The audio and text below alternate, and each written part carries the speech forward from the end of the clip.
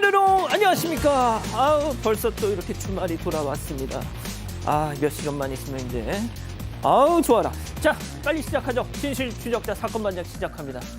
이 한국 여성의 전화가 지난 2024년 한 해 동안 벌어진 교제 폭력 사건을 분석했어요. 이 남편, 애인 등등 이 친밀한 관계의 남성에 의해 살해된 여성의 수 최소 181명에 달했다고 합니다. 쉽게 말해서 이틀에 한 명꼴로 아는 남자들에 의해서 여성들이 목숨을 잃었던 겁니다. 벌써 두렵습니다. 올해는 또 얼마나 많은 이 교제 폭력의 희생자가 생겨날지 말이죠. 자, 오늘 출연자 소개해보죠.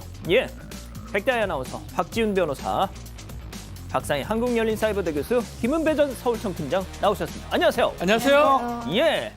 자, 영상 좀 보여주시죠. 해운대 사는 손녀딸 안리인입니다. 아유, 할머니 최애 프로그램 사반 얘도 좋아해요 하신 허천범님. 자, 영상. 마우스 이거 왜 이러죠?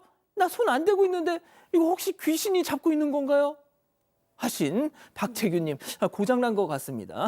자, 1호선 천안역에서 타자마자 두 사람이 저렇게 짜장밥을 먹고 있더라고요. 냄새가 온 천지의 진동을 그냥 왜 저러고 사니 하신 노지연님. 자, 미국 오렌지 카운티의 신나는 에어로빅 조영미 원장 생일이 38광땡 내일입니다. 축하해주세요 하신 유영아님. 자, 시애틀 삽니다. 세상에서 제일 멋진 우리 신랑 크리스 킴의 67번째 생일 축하해주세요. 사랑해 하신 제시카님. 자, 부천의 딸바보 장성수님, 최미나님 모두 사랑합니다. 재미는 물론 의리로 함께 나와서 삼아주세요. 750. 대한민국과 전 세계 동포 가족 여러분의 시선을 모아서 출발합니다.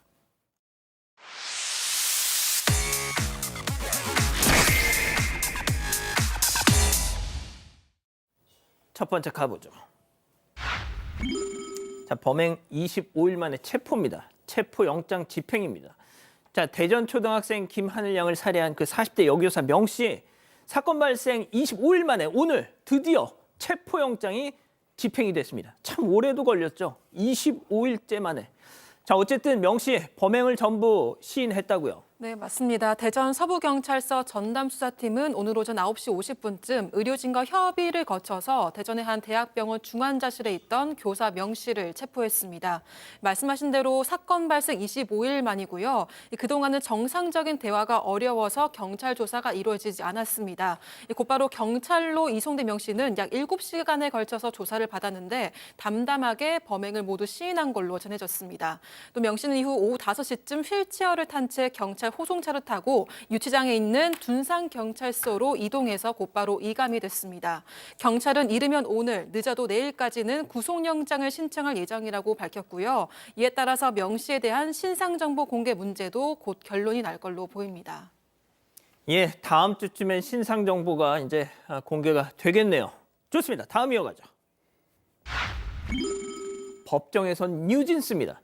자, 지난해 11월 소속사 어도어와의 이 불화 끝에 전속계약 해지를 선언한 그룹 뉴진스. 지금은 NJG로 팀 이름을 바꾸고 콘서트 개최 소식까지 알렸죠. 자, 어도어가 뉴진스 멤버들을 상대로 낸 가처분 신청 신문에 멤버 전원이 오늘 직접 출석했습니다. 그 장면 만나보시죠. 오늘 출석 의무는 없었는데 이렇게 좀 직접 나오게 된 계기가 좀 있으실지. 아무래도 저희에 관련된 일이니까 저희가 직접 출석하는 게 맞지 않나 생각해서 직접 출석하게 됐습니다. 혹시 만에 하나 법원이 어도어 측에 손을 들어주게 되면 그 다음번에 예정되는 홍콩 공연은 어떻게 하실 계획이신지? 글쎄요, 가능하다면 저희는 계획한 건 계획대로 진행할 예정입니다. 좀 어떤 부분을 좀 가장 강조하고 싶으셨을까요? 그냥 저의 마음이요. 저희가 겪은 부당함에 대해서 제대로 설명을 드릴 수 있었던 것 같아서 후회는 없습니다. 팬들에게 한 말씀만 더 할까요? 감사합니다. 자, 보신 것처럼 저렇게 멤버 전원이 사실상 상복을 입고 왔는데, 자, 법정에서 어떤 얘기들이 오갔는지 좀 전해주시죠. 네, 먼저 기획사 어도어 측은 뉴진스의 5멤버들을 상대로 기획사 지위 보전 및 광고 계약 체결 등 금지 가처분 신청을 냈습니다. 오늘 서울중앙지법에서 신문기일이 열렸는데요. 이 당사자 출석 의무는 없지만 김주영 어도어 대표와 뉴진스 멤버 전원이 법정에 출석을 했습니다. 어도어 측 대리인은 전속 계약 해지는 연예활동 기회 미제공이나 수익금 미정산 같은 중요한 의무를 위반한 경우에 한해서만 가능한데 어도어는 전속 계약의 본질적이고 핵심적 임무를 모두 충실히 했다고 했습니다. 그러면서 뉴진스가 든 사유는 실체도 없지만 계약의 주된 내용과도 무관하다고 주장을 했고요. 또 뉴진스가 계약 해지 사유로 든 사정은 하이브가 뉴진스를 싫어한다, 차별한다는 건데 영리를 추구하는 사기업이 유일하고 주요한 수익원을 스스로 매장한다는 건 말이 되지 않는다고 주장했습니다. 자, 앞서 들으신 것처럼 우리의 마음을 속 시원히 얘기했다, 이렇게 얘기를 하는데 뉴진스 NJG 쪽에서도 반박을 했겠죠. 맞습니다. 이 재판 자체가 가처분이고요. 빨리 진행이 됩니다. 이게 아직도 당신들은 뉴진스다. 다른 데 가서 광고 같은 거 하지 말라. 이것을 빨리 재판해달라는 가처분 신청을 한 사건인데 이 뉴진스 측에서는 어떻게 반박을 하고 답변을 하냐면 이 사건 본질 자체가 어도어라든지 하이브가 차별하면서 뉴진스를 차별하고 배제하면서 다른 그룹으로 대체하려고 했던 이런 것들이 본질적이라고 주장을 하고 있는 그런 상황입니다. 그러면서 실제로 뉴진스를 노예처럼 묶으려고 했던 게 아니냐 이것을 조금 알아봐달라고 재판부의 판단을 좀 구하고 있고요. 지금 일주일 정도 필요한 증거라든지 자료를 제출받은 다음에 14일에 신문을 종결하고 결정을 한다고 합니다. 그렇군요. 알겠습니다. 계속 좀 지켜보죠. 자, 다음 이어갑니다. 격렬하게 쉐킷. 자, 충격적인 제보 영상 만나보시죠. 자, 뽑기 기계 앞에 웬 남성들 한 명이 기계를 확 막 기울입니다. 기울여. 그러놓고 인형을 꺼내니까 뿅! 와우, 대박! 자, 자랑스레 자기 옷에다 걸어서 또 한 번 역시나 인형이 걸고 있어. 자, 그러면서 다른 사람은 계속 흔들어대요. 야, 그만 좀 걸어. 자, 그렇게 막 아이고 완전 눕혔어. 자, 계속 또 흔드니까 그 안에서 또 인형이 막 쏟아져 나오는 것 같아요. 또 누가 꺼내는 것 같습니다. 예, 진짜 이거 인형 뽑기 매장이 아수라장이 됐습니다. 인민군 장교 훈장 단거 마냥 옷에 주렁주렁 지금 달고 나가는데 자, 그러고선 슝 가게 밖을 나가버립니다. 자, 박 교수님. 네. 진짜 저 머리로 공부를 했더라면 그러니까요. 학생일 것 같은데 지금도 늦지 않았으니까 저 머리로 공부를 해야 되는데 제보하신 분은 무인 인형 뽑기 가게를 운영 중인 사장님이에요. 근데 새벽에 젊은 남성 4명이서 저렇게 인형을 꺼내갔어요. 맨 처음에는 좀 동전을 넣고 꺼내갔다고 합니다. 맨 처음에는 동전을 꽂고 좀 잘 나오라고 약간 흔들다가 그러다 아마 한 번 나왔나 봐요. 그랬더니 그때부터는 결제를 하지 않고 완전히 막 그 기계를 흔들고 쉐킷 해가지고 인형을 뽑아갔는데 저 한 기계뿐만 아니라 여러 기계를 그래서 결국에는 기계도 좀 고장이 났다는 아이고. 거예요. 그래서 인형 값은 4만 원이지만 지금 다 기계들을 점검해야 되고 저게 지금 무인 인형 뽑기 가게들에서 약간 유행 중이라고 합니다. 누군가가 SNS에다가 무료로 뽑기 이런 걸 올렸대요. 그래서 다른 가게들도 저런 상황이라고 하면서 저런 행동 안 했으면 좋겠다 하시면서 어이구. 제보하셨습니다. 이야. 이거 팀장님, 옛날 동네 오락실에서 나쁜 형들이 동전 투입구에다 이렇게 철사 같은 걸 하면 주인 몰래 몇 판 더 하고 했는데 자, 혹시 팀장님도 그러셨나요? 저는 그걸 잡았죠. 잡으셨구나. 아니고, 네. 저건 뭐냐면 알다시피 저 남성들이 남의 무인 인형 뽑기점에서 저렇게 훔쳐가게 되면 혼자 하게 되면은 단순 절도이기 때문에 6년 이하 징역이나 1천만 원 이하 벌금인데 저게 4명이지 않습니까? 그 앞에 특수자가 붙어요. 특수절도는 1년 이상 10년 이하의 징역이 처할 수도 있고요. 이야. 법정형으로. 예. 그리고 또 문제는 뭐냐면 저 뽑기 인형을 그 기계를 부셨지 않습니까? 그럼 기계를 부시게 되면 재물손괴이기 때문에 저것도 3년 이하의 징역이나 700만 원 이하의 벌금을 처하기 때문에 저런 행동을 할 경우에 본인이 순간의 선택이 일생을 좌우할 수 있기 때문에 아무래도 저렇게 하시면 절대로 안 됩니다. 박 변호사님, 네. 얘네들 그럼 대형 사고 친 거네요, 지금? 큰 사고 쳤습니다. 하하. 옛날에 저는 했어요. 옛날 얘기예요. 그렇다고 한 판 정도 더 하는 거. 기술이 뛰어나지 못해가지고. 근데 이거 좀 큰 사고를 쳐가지고 처벌 받을 가능성이 매우 높습니다. 그렇습니다. 박 변호사님 지금 후회하시죠? 너무 후회합니다. 그렇습니다. 50원짜리예요. 맞습니다. 네. 자, 다음 이어갈게요. 그렇게 가버리면 어떡하니? 자, 간만에 준비한 먹튀 사건 제보 영상 만나보시죠. 딸랑. 자, 두 남녀가 오붓하게 입장합니다. 자, 뭐 어디 앉을까 보더니 한 테이블에 저렇게 가서 자리를 잡고, 자, 직원이 안주를 내오니까 본격적으로 냠냠쩝쩝 해피타임. 자, 그런데 갑자기 여성이 기립을 하더니 자리를 바꿔 앉습니다. 아, 이거 영 분위기가 심상치 않은데, 자, 잠시 후에 여성이 저렇게 옷 입고 가방까지 챙겨서 그냥 나가버립니다. 자, 그러니까 남자가 야, 상이야, 미안해 하면서 따라 나가 보지만 잠시 후 혼자서 돌아온 남성. 아하, 짐 챙겨서 나가다가 그때 상이랑 딱 마주칩니다. 야, 필요 없어, 가! 하면서 냉전 상태로 저렇게 두 사람 슝 나가버리는데요. 잠깐만, 야, 밥값은 누가 냈어? 아무도 안 냈습니다. 싸우기는 싸웠는데 밥값을 안 내고 가는 그런 모습이고요. 이 인천에 있는 선술집인데요. 지금 모두매하고 술 한 62,500원치 시켜 먹었던 40대 정도 아이고, 보이는 많이 남녀인데 둘이 뭔가 다툼이 좀 있는 상황에서 누구도 결제하지 않고 나가버리는 모습이었어요. 실제로 이 선술집 카운터를 직접 보는 사람들이 뭐 본인이 직접 제보자께서 보다 보니까 또 당시 또 화로 살려고 바다 쪽 가려고 하는 그런 상황에 그때 이렇게 싸움하면서 나갔던 것 같아요. 상당히 좀 아마 일부러 싸운 건지 아니면 그거는 알 수 없습니다. 안 내려고 저런 건지는 알 수 없는데 뭐 영상으로 봤을 땐 싸우는 모습 보이는 것 같고요. 싸우든 말든 어쨌든 간에 요금은 냈었어야죠. 이런 상황이고 경찰에 신고 접수를 했는데 벌써 4번째 먹튀를 당했다고 합니다. 그래서 너무 화가 난다고 하네요. 팀장님, 그 무시무시한 목소리로 따끔하게 한 말씀. 저렇게 하게 되면은 자영업자의 눈물을 흘리니까 눈물 흘리신 분들 자기 눈에는 피눈물이 날 수 있기 때문에 저러시면 절대로 안 되는 거죠. 좋습니다. 예, 마지막 사연으로 가볼게요. 자유를 억압하는 남편입니다. 자, 집단지성의 판단을 받아보고 싶으시다면서 제보해 주신 사연 함께 들어보시죠. 안녕하세요. 제 오랜 꿈을 반대하는 남편 때문에 괴로운 50대 여성입니다. 저는 바다를 너무 좋아해서 20대 때부터 스쿠버 다이빙을 꼭 하고 싶었어요. 하지만 직장 생활하면서 또 아이들을 키우느라 30년 넘게 미루고 있었습니다. 그러다가 아이들이 자라서 이제 모두 제품을 떠나고 나니까 드디어 여유가 생겼는데요. 그래서 최근에 대학 동문들이 모여있는 스쿠버 다이빙 모임에 들어가게 됐어요. 주말마다 동해로 가는데 거리가 멀어서 1박 2일씩 다녀오고 있습니다. 그런데 문제는 남편이 어딜 그렇게 싸돌아 다니냐면서 화를 낸다는 건데요.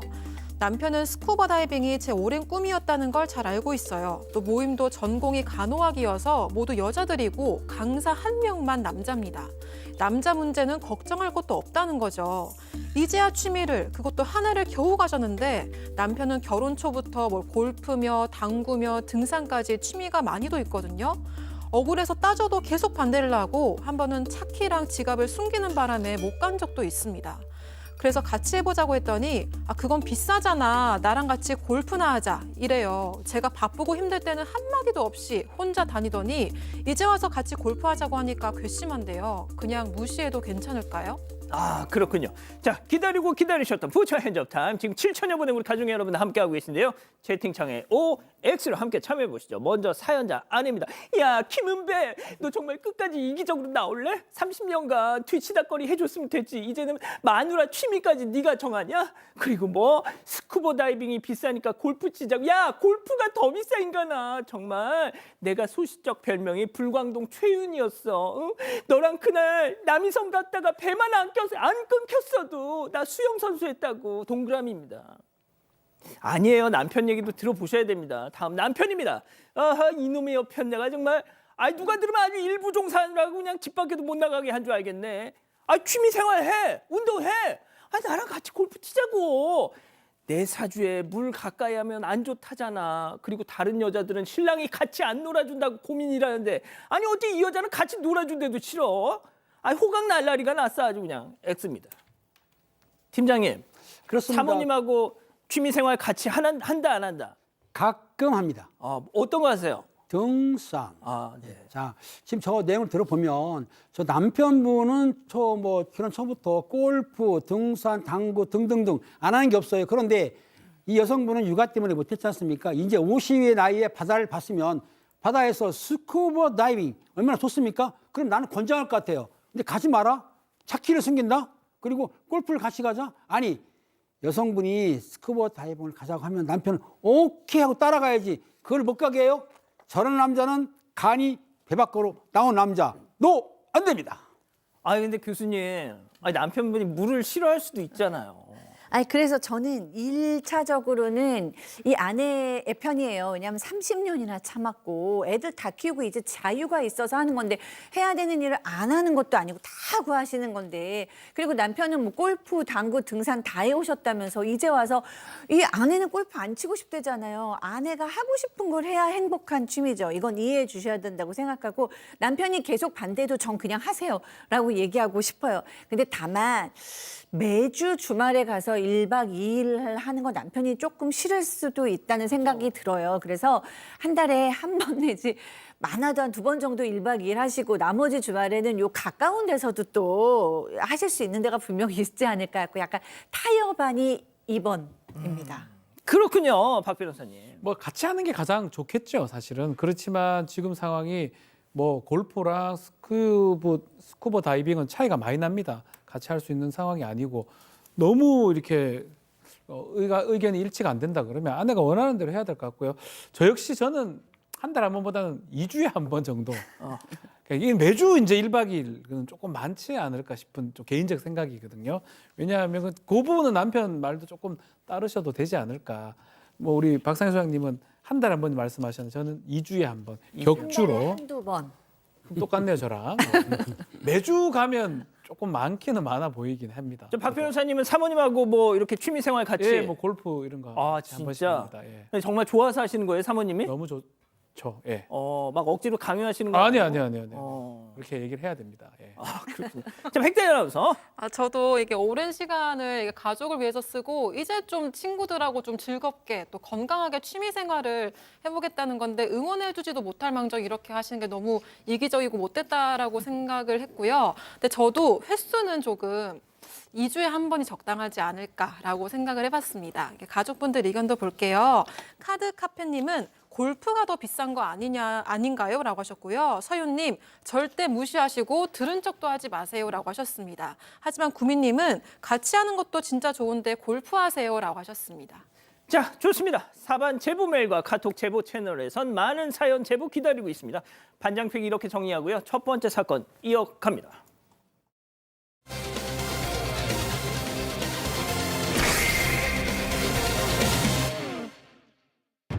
오갈 데가 없던 이웃 남성에게 선의로 별채를 내줬다가 오히려 고통을 당하고 있다는 제보가 들어왔습니다. 남성이 물건을 훔치고 폭행까지 했지만 강제로 내보낼 수가 없다는 주장입니다. 무슨 일이 있었던 건지 알아봅니다. 자, 머리 검은 짐승은 거두지 말라더니 오늘 사건 이 피해자께서 직접 하신 말씀입니다. 이 제보는 아드님이 해주셨는데 자, 시골에 사는 부모님께서 이웃에게 정말 좋은 마음으로 인심을 베풀었는데 세상에 이게 정말 이렇게 돌아올 줄이야. 네, 맞습니다. 제보자 가족은요, 2009년에 경북 칠곡군의 한 시골 마을로 이사를 왔습니다. 이 마을에는 거의 평생을 이곳에서 살아온 한 60대 남성이 있었는데요. 이 가족들이 다 떠나고 나서도 집에 혼자서 두문불출하면서 살았다고 합니다. 그러다가 5년 전에 남성의 가족 명의로 있던 집이 팔리면서 남성이 집에서 나와야 했습니다. 그런데 나오지 않고 3년 동안 무단으로 거주를 했다고 하고요. 그래서 마을 주민들이 면사무소에 민원을 제기했고 이주를 해야 된다는 결정이 나왔습니다. 하지만 이 남성은 평생 살았던 이 집과 마을을 떠나고 싶지 않았고 했나 봐요. 그래서 오랜 설득 끝에 이주는 하기로 결정을 했는데 어디로 가느냐가 이제 문제가 됐습니다. 그래서 게다가 이 남성이 기초생활수급자여서 형편이 넉넉하지 않았다고 해요. 그래서 마을 이장은 제보자 가족이 살던 집에 비어있던 별채를 내주면 좀 어떻겠냐 이런 제안을 했습니다. 제보자 부모님은 좀 사정이 딱하니까 그렇게 해주자 이렇게 결정을 했다고 합니다. 자, 지금 별채 모습이 나오는데 자, 마을 이장이 아이고 저 사람 딱 하니까 어차피 사람들 안 쓰는데 그 별채 그 거기다 좀 살게 해주면 어때요? 그래서 아유 그냥 뭐 지금 잘 모르는 사람이고 하지만 이장의 그런 부탁 또 그 인심을 좀 베풀면 좋겠다 싶어가지고 그냥 그 별채를 내주셨다는 거예요. 자 그렇게 들어왔습니다. 교수님. 네. 근데 이제 일단은 별채 들이신 건 너무너무 선한 마음으로 들이신 거거든요. 왜냐하면 이 나라를 떠나고 싶지 않아 하고 또 별채는 비어 있었으니까 아유, 그래 우리가 좀 잘해주자. 그래서 그 약간 나오는 기초수급자에게 나오는 약간의 주거급여만 받으시고 전기세, 수도세도 하나도 안 받으셨대요. 그렇게 이제 머물게 해주셨다고 합니다. 근데 동네 사람들이 맨 처음에 반대했대요. 그러다 무슨 일이라도 벌어지면 어떡하냐 걱정을 했는데 면사무소에서 무슨 일이 벌어지면 우리가 책임지겠습니다라고 얘기를 했다고 합니다. 그래서 이렇게 지내고 있었고 그 집이 이 분들 어르신들, 그러니까 제보자의 어머니, 아버님께서 문 열면 마당 하나를 지나서 바로 보이는 그런 거리였다고 합니다. 자 그런데 지금부터가 중요합니다. 그 남성을 별채에 들인 이후부터 뭐 자잘한 물건이 막 하나둘씩 사라져. 귀신이 고칼 노릇이네 싶다가도 문득 그 남성이 탁 떠오르셨다는 거죠. 자, 그만한 이유가 있었습니다. 제보자 얘기 직접 들어보시죠.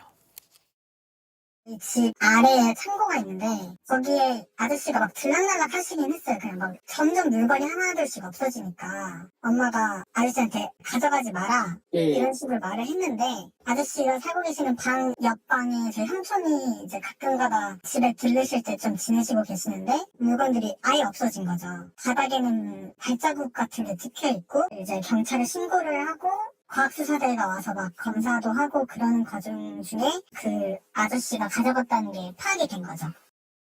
아니 뭐 얼마나 많이 가져갔길래. 자, 처음에는 물건이 하나하나씩 없어지니까 어머니가 아버지한테 저 사람 오고 나서 물건이 자꾸 사라지는 것 같다니까 아버지는 좋게 말씀하셨던 것 같아요. 뭐 우리한테 필요 없는 거 저 사람이 필요할 수도 있을 것 같다라고 하는데 너무 계속 많이 사라지니까 가져가지 말아라고 경고도 했다고 해요. 근데 또 경고할 때면 또 아니 내가 가져간 적 없다라고 막 딱 잡아떼는 상황인데 지난해 여름에 좀 문제가 생겼습니다.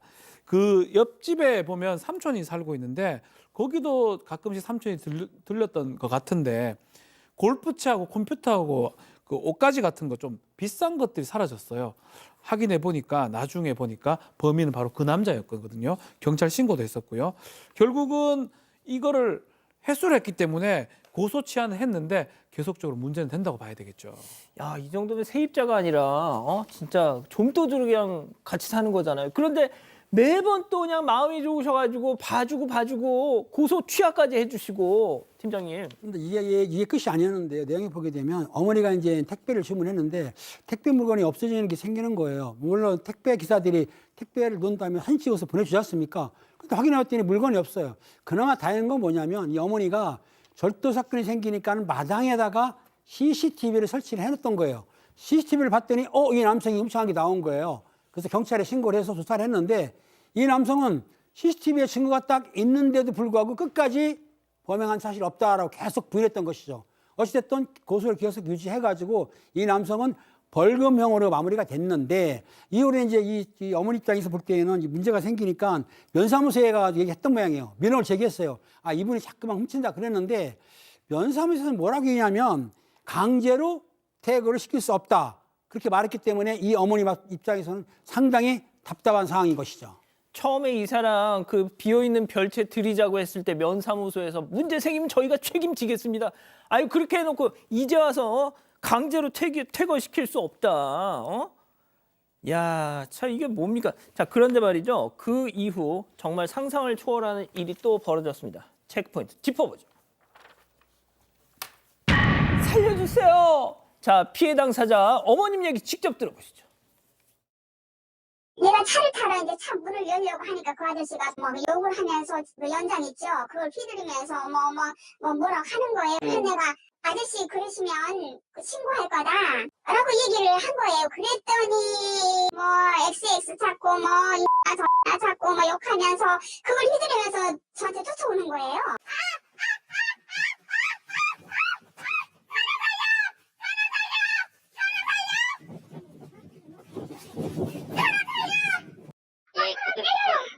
여보세요? 누가 때리는데요, 친구들. 축구하고 있거든요. 이상 아직 잘 때려요. 흉기 같은 건 있어요? 제 축구 중 있습니다. 야, 이거 사람 잡겠네, 이거. 네, 이 남성은 그 전부터요, 이 마당에 차가 들어오면 차를 빼라고 소리치거나 되게 위협적으로 했다고 합니다. 이 사건이 일어난 지난달 15일에도 택배차가 들어왔는데요, 돌을 던졌다고 하고요. 어머니는 왜 또 저러나면서 넘어가려고 했는데 어머니가 차를 타려고 나서서는 순간 이 남성이 화단 앞에서 이 연장을 들고 욕설을 하기 시작을 했습니다. 그런데 평소 사반 애청자였던 어머니는 동영상을 찍기 시작을 했고 당시 상황을 고스란히 담을 수 있었고요. 그런데 남성이 연장을 들고 이렇게 죽일 듯이 쫓아와서 촬영을 멈추고 경찰에 신고를 했습니다. 그런데 이때도 너무 놀라서 번호를 제대로 못 눌렀다고 합니다. 112를 114로 누르거나 112만 2번 누르기도 하고 이렇게 정신이 없었다고 그렇겠죠. 하고요. 그러는 동안 남성에게 머리채를 잡히고 폭행을 당해서 이 오른쪽 각막이 찢어지는 등 심각하게 부상을 입었습니다. 아니, 그나마 이 어머님이 사건 반장 가족이시다 보니까 이 영상을 찍어놔야 그게 증거가 된다는 걸 아시고 정말 저 와중에도 촬영을 하셨어요, 박 변호사님. 자, 네. 그런데 지금 몸 상태 좀 보세요. 이 세상에 오갈 데 없어가지고 별채 내줬더니 저 짓을 하고 있습니다, 지금. 그러니까요. 지금 위험한 물건으로 폭행을 행사했지 아유. 않습니까? 특수 폭행죄로 저 당시에 바로 경찰이 와서 체포를 했고요. 문제는 이전에 절도도 있었죠. 그 절도에서 벌금형을 받았는데 납입을 하지 않아서 지명수배돼 있는 상황이고, 일단은 벌금형 미납으로 노역장 유치된 상황입니다. 이 특수 폭행도 좀 큰 사건인데 이 특수 폭행은 아직 검찰에 가지 않는 그런 상태고, 이 경찰 입장에서는 어머니한테 스마트워치를 지급을 했다고 합니다. 그리고 CCTV 설치에 유력했다, 이런 얘기를 했는데, 가장 이제 우리가 걱정하는 부분, 저 사람 내보내야 되는 거 아니냐라고 했는데 똑같은 답변이 계속 나오고 있어요. 임대차 계약이 되어 있어서 강제로 퇴거시킬 수는 없고, 일단은 진짜. 만나서 대화해볼 예정이고, 뭔 대화를 해요? 그러니까 복지센터에 상담을 의뢰놓은 상태다라고 얘기를 하고 있어서 결국은 본인이 거부하면 퇴거가 좀 어려운 상황 같습니다. 자, 지금 이 어머님 각막 상태를 지금 저 녹색 부분이 부상을 당하신 그 부분인데, 근데 또 저 인간 오늘 출소했대요, 교수님. 그러니까요. 지금 얼마나 지금 걱정스러우시겠어요. 아니나 그동안 이제 잠도 잘 못 자고 이제 밖에도 잘 마음 편히 못 나갔는데 이렇게 출소했으니까 이제 해코지 당할 것 같아가지고 하루하루가 너무 이제 두렵다고 얘기를 하셨어요. 그리고 올해 5월에 원래 계약을 끝났는데 여기에 이 사람이 안 당하겠다 그럼 또 퇴거시킬 방법도 없다는 거예요. 정말 이해가 되지 않습니다. 근데 이제 뭐 이럴 줄 알았으면 애초에 집에도 안 들였을 텐데 하면서 분통 터뜨리고 계시고요. 선의에 내가 대가까지 바란 건 아니지만 정말 마음이 힘들고 이런 사람들은 나라에서 좀 관리를 해줘야 되지 않느냐라는 얘기를 하셨습니다.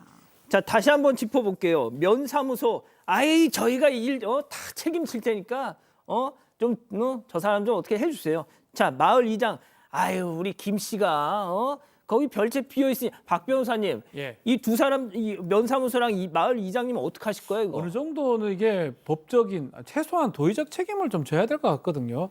그 두 쪽 때문에 사실은 들여다 놓은 거잖아요. 당연하죠. 그냥 그대로 나갈 수는 없는 것 같은데 그냥 지금 와가지고 강제 퇴거시킬 방법 없으니까 어쩔 수 없다라고 하는 건 무책임해 보입니다. 이게 무슨 이런 경우가 있어요, 진짜.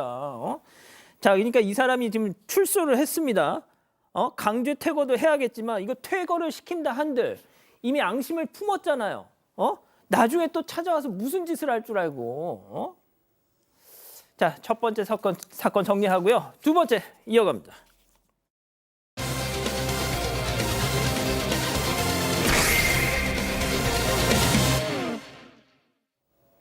한 스님이 걸어오면서 미용실 안을 쓱 보더니 문을 열고 들어옵니다. 스님은 자리에 앉더니 사주를 보기 시작하는데요.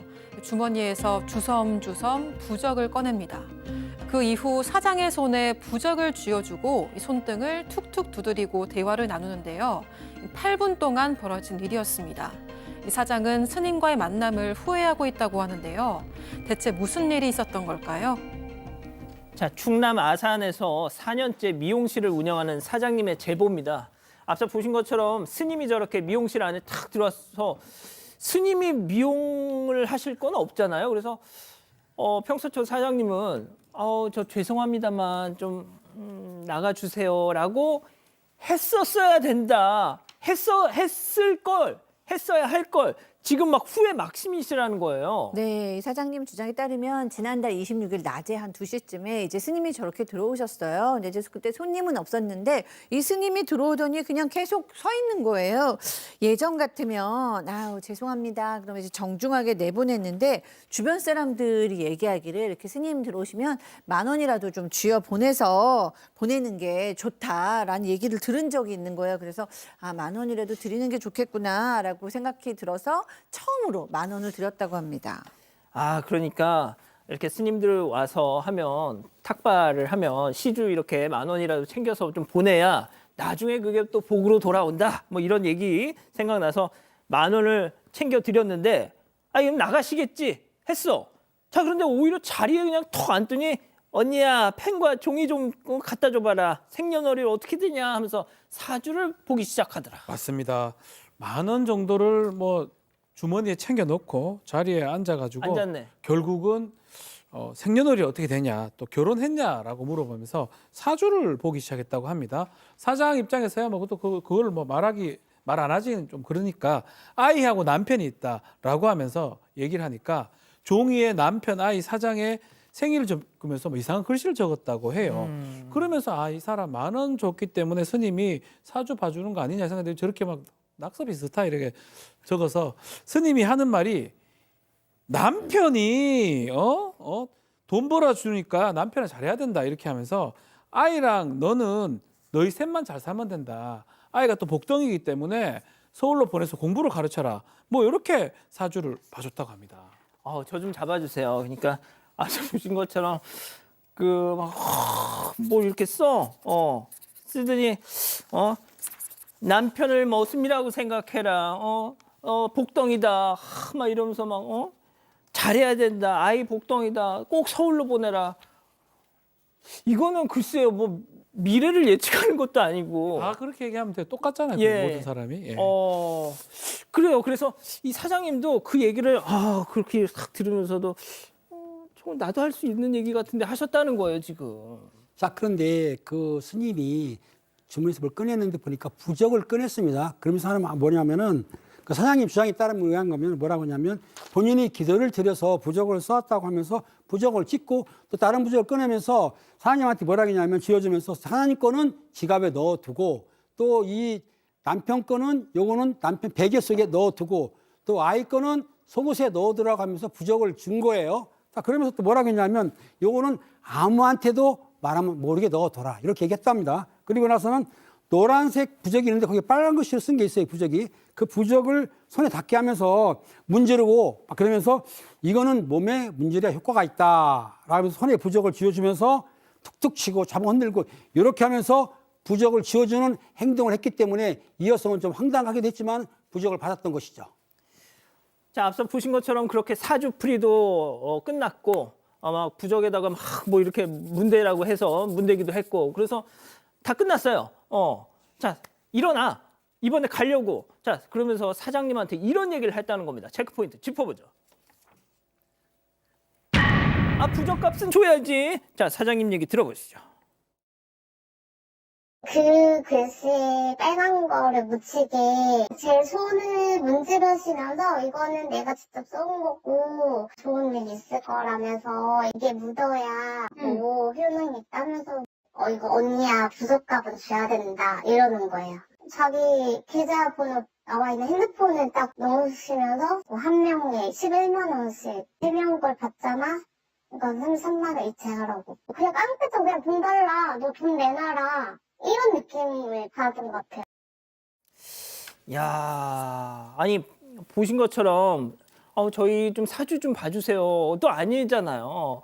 부적 좀 써주세요. 또 아니잖아요. 본인이 그냥 알아서 했잖아요. 그리고 인당 11만 원. 왜 하필 또 10만 원도 아니고 11만 원이야 또. 네, 이 사장 주장에 따르면 이 스님은 사주를 다 보고 나서 언니야 부적값은 줘야 한다. 이 사주 본 거니까 돈 내라면서 돈을 요구하기 시작했습니다. 그러면서 1인당 11만 원이고 총 33만 원을 얘기를 했고요. 휴대전화를 보여줬는데 계좌번호가 적혀 있었다고 합니다. 처음에 사장은 돈이 없다, 드릴 수 없다고 했는데 언니야 줘야 되는 돈이야, 기도를 드리는 돈이야라면서 좀 강압적으로 앞에 서서 돈을 요구했다고 하고요. 그래서 엉겁결에 33만 원을 이체를 했는데 계좌 이체한 이후 목탁을 두드리면서 뭐 좋은 일이 있을 거야, 가게터가 좋은 터야, 기도에 쓰는 거야 이렇게 얘기했다고 합니다. 그러면서 누군가랑 통화를 했다고 해요. 통화에서 입금됐습니다. 이런 말을 했다고 합니다. 아, 저 스님이 아유 누군가랑 통화를 하면서 입금됐습니다. 입금 오케이. 네. 아니 근데 여기서 끝이면 저희가 이 귀한 시간에 전해드리지도 않습니다. 뭐 이것도 놀랍지만 더한 행동을 또 스님이 더한 했습니다. 행동 무슨 행동? 일단은 만원 33만 원 계좌 이체했지 않습니까? 가는데 또 다시 하는 말이 언니야 차비는 따로 줘야 돼 이렇게 얘기를 했다고 합니다. 뭔 얘기냐고 보니까 지갑을 이렇게 딱 꺼내봤는데 원래 6만 원 정도 있었다고 해요. 그래서 좀 그냥 한 5만 원 정도 꺼내주려니까 스님이 그 지갑을 뚜렷하게 쳐다보면서 다 줘야 돼 지갑에 있는 거. 그래서 결국은 6만 원을 탈탈 털어서 가져갔다고 합니다. 그래서 사실은 떠나면서 2년 뒤에 또 올 줄도 모른다고 얘기했고 사장님이 어디 절에 계시냐니까 부산에 어디에 있는 절에 있다면서 051로 적혀 있는 전화번호 명함을 주었다고 하네요. 밝게 떠나면서 웃었다고 하는데 지인한테 이런 얘기를 좀 하니까 스님한테 돈을 좀 뜯겼다고 얘기를 하니까 아마 또 다른 스님이 편의점 돌고 있다는 얘기도 좀 하고 있습니다. 아, 그 옆에 편의점 가서 네. 아 여기 터가 좋아. 네. 애기는 그 서울 가서 공부시켜야 돼 이런 것도. 네. 아니 그러니까 누가 오라고 했냐고요. 본인이 와서 왜 차비까지 받아가. 자 사장님은 분한 마음에 그 명함 거기 적힌 번호로 전화를 직접 하셨대요. 근데 안 받지. 자 그래서 해당 절을 방문한 사람의 블로그를 찾아내셨어.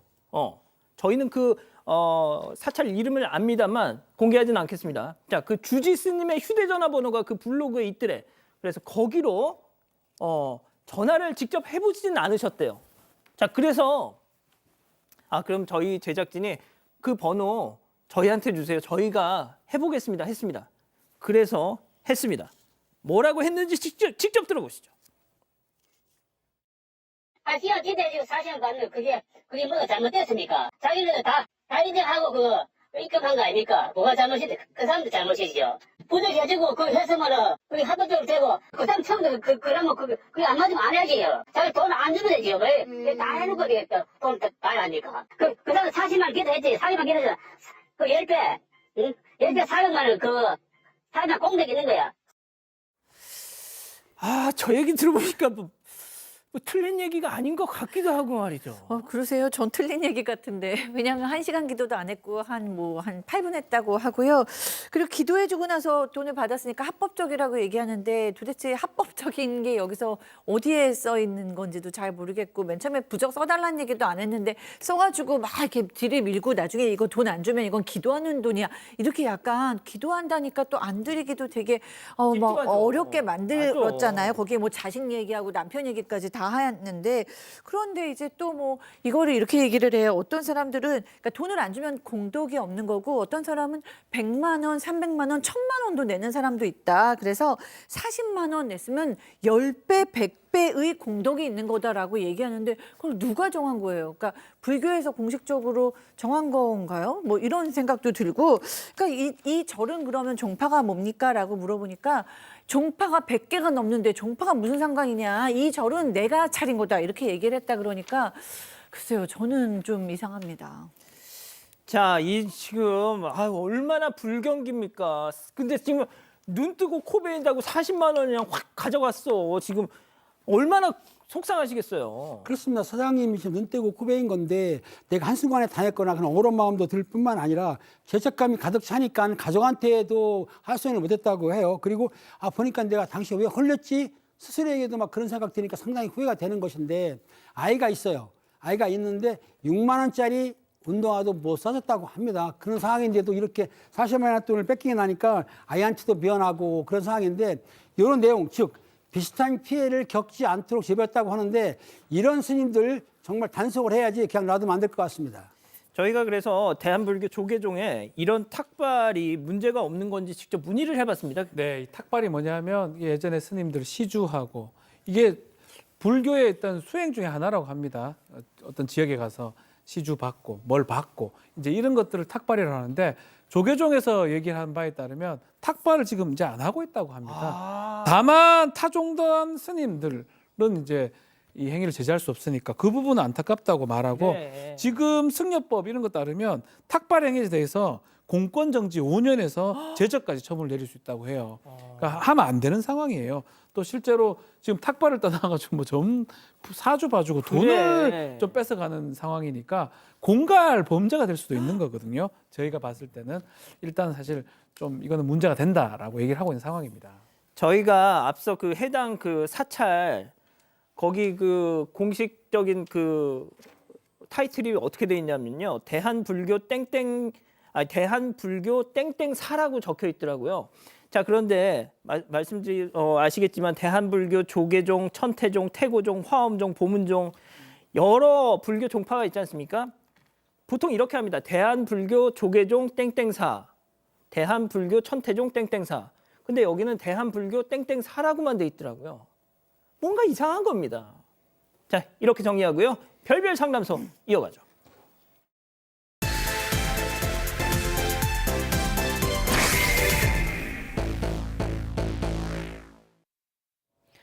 어느 음식점 한 여성이 사장과 마주 앉아서 다정하게 대화를 나눕니다.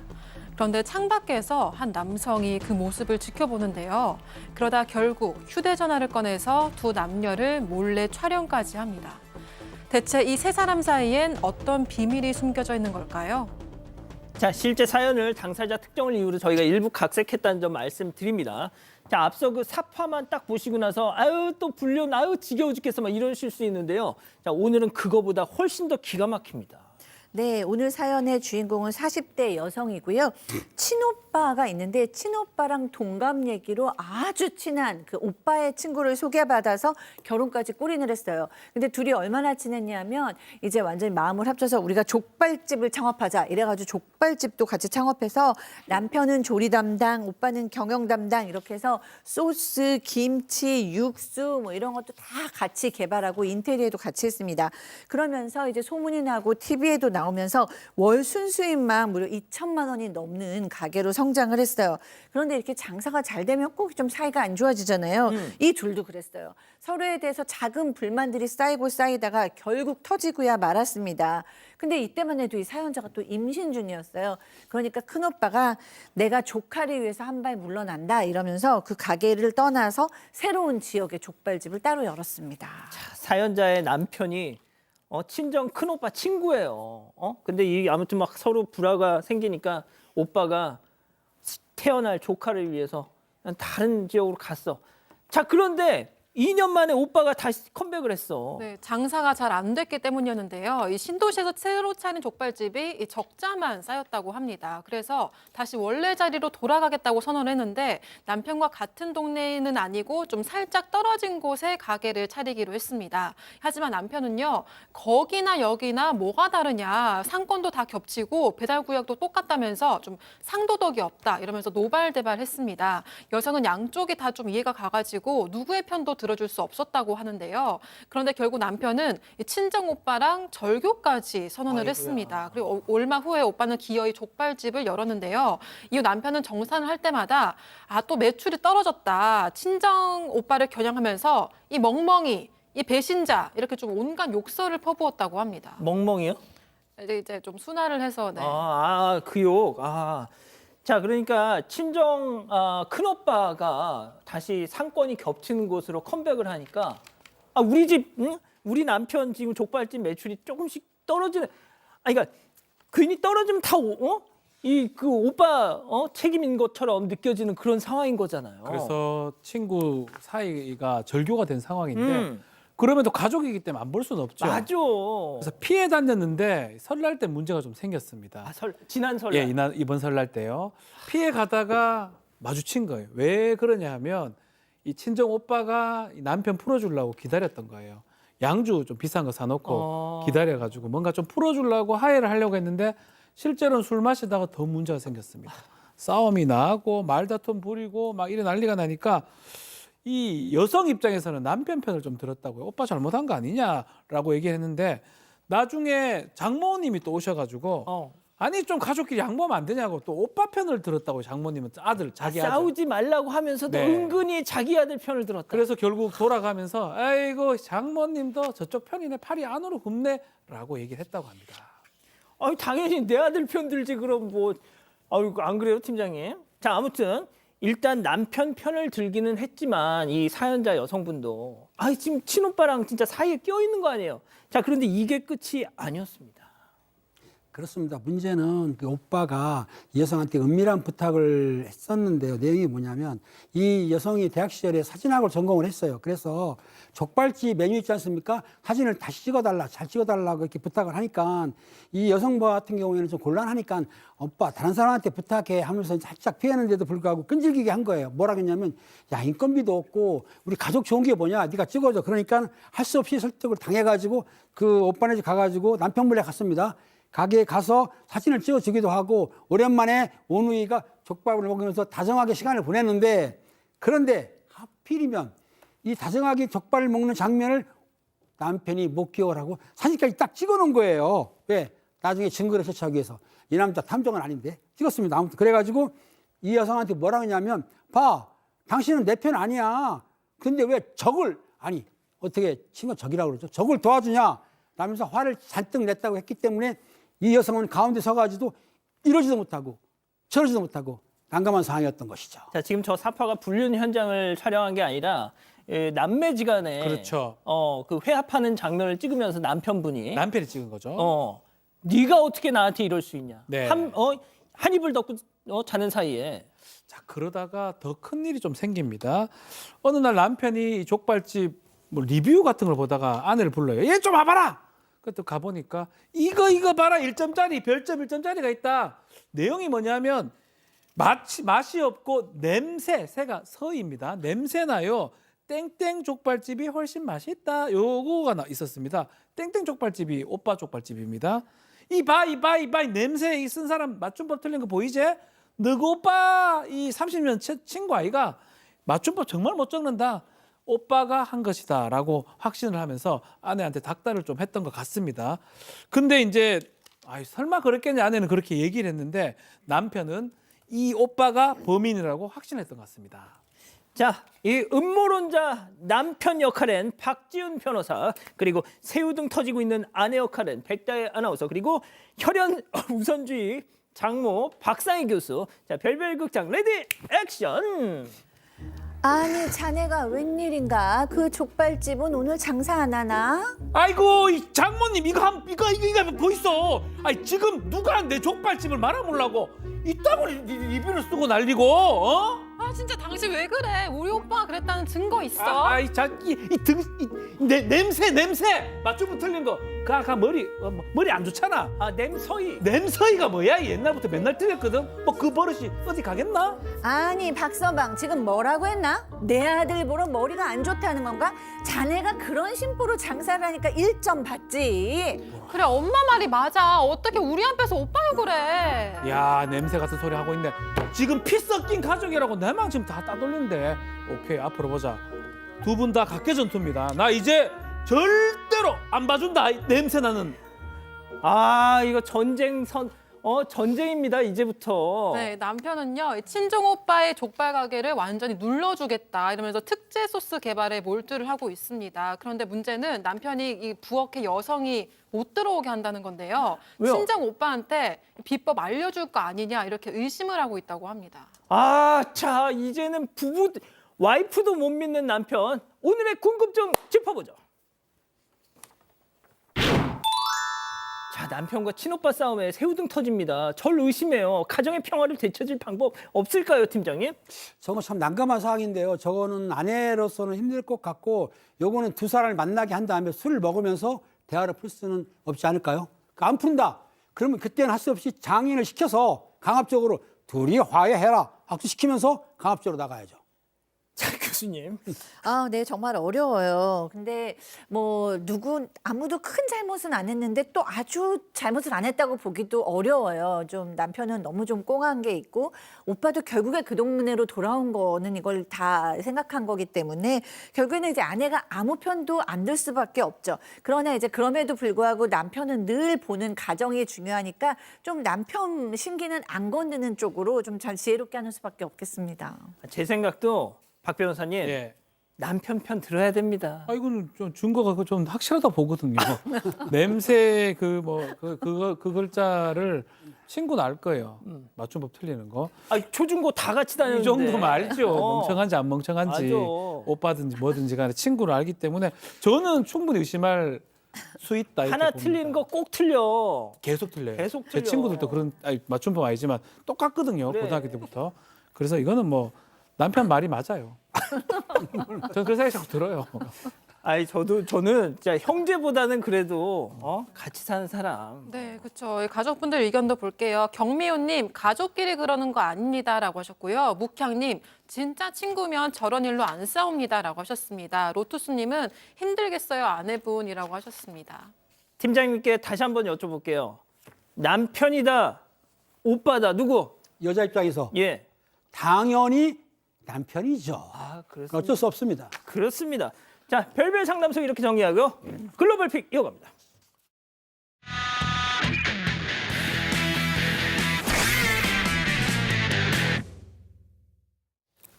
네, 잔뜩 겁먹은 여성들이요. 비명을 지르면서 머리를 감싸줍니다. 동시에 건물이 세차게 흔들리면서 천장이 이렇게 무너지는데요. 지진 났어. 네, 거의 지진을 방불케 하고 있습니다. 매장을 아수라장으로 만든 것 바로 지진과 맞먹는 강풍이었습니다. 불과 1분 전에 직원이 바깥에 내놓은 선반들을 안으로 들여다놓는데요. 잠깐 열어둔 문 사이로 강풍이 거세게 불어오죠. 그 물건들이 하나씩 떨어지고 심지어는 전기까지 나가버렸습니다. 아, 정전됐구나. 네, 문을 닫아봐도 강풍이 내는 굉음은 상당했는데요. 직원들도 토끼눈이 돼서 매장 밖만 바라보고 있습니다. 그렇게 손 쓸 틈도 없이 천장이 무너져 내렸던 겁니다. 다행히 다친 사람은 없었지만 놀란 마음을 쉽사리 진정시키지 못했다고 합니다. 자, 다음 영상 이어갑니다. 빨간 옷을 입은 두 사람이 흰 차를 뒤에서 열심히 영차영차 밀어주고 있습니다. 아이고, 도로 아이고. 앞까지 다 와서 됐다 착하네. 하고 손을 놓는 순간 달려오던 차에 쿵 괜찮아. 사고가 나버리고 맙니다. 아니, 자, 왜 도와줬어? 남성들도 어이가 없었는지 쉽게 다가가지는 못하고 멀뚱히 지켜만 보는데요. 사실 운전자가 시동이 안 걸리는데 뒤에서 좀 밀어줄 수 있겠냐고 먼저 부탁을 했다고 합니다. 그래서 슬쩍 밀어준다는 게 운전자가 제때 멈추지 못하고 그대로 쿵 부딪혀버린 것 같습니다. 아, 이거 누구 과실이에요? 자, 도와준 사람들을 탓하기에는 좀 어려운 상황 같아 보이는데요. 다행히 크게 충돌하지 않아서 다친 사람은 없었다고 합니다. 자, 이어서 가보시죠. 자, 이번에는 이 남성 주목해 주십시오. 남성이 문고리를 살짝 툭 건들자마자 유리문 전체가 와장창!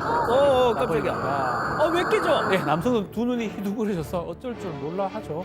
그런 남성 손에는 길 잃은 문고리만 덩그러니 놓여 있고요. 산산조각이 난 유리 파편들은 지금 멈춘 거예요. 여기저기 널브러진 모습입니다. 아, 지금 그대로 멈춘 그대로입니다. 남성이 한 거라고는 그저 문을 열고 나갔고 덜 다친 문고리를 휙 잡아당겼을 뿐인데 저렇게 가루가 되어버렸다고 합니다. 뭐야? 미용실 안에 있는 사람들보다 정작 본인이 가장 놀랐고요.